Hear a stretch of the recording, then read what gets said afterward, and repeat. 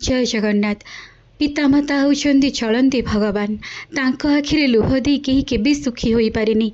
तांको अंतरात्मा जेतेबेले चलुथाए तांकर दुई बुंदा लुह समूले विनाश करिदिए सेई तांकर छुआ माने जो तांको कष्ट देइतांती।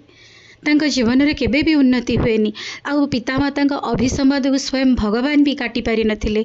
दशरथ महाराज अजाणतरे जेतेले श्रवण कुमार को बद्ध करथिले, श्रवण कुमार पितामाता अभिसंवाद थिला दशरथ प्रति, हे महाराज तुमे जेमती आमको ए अवस्था रे पुत्र वियोग रे छटपट कल, तुम अंतिम क्षण भी सेही भली पुत्र वियोग रे कटु।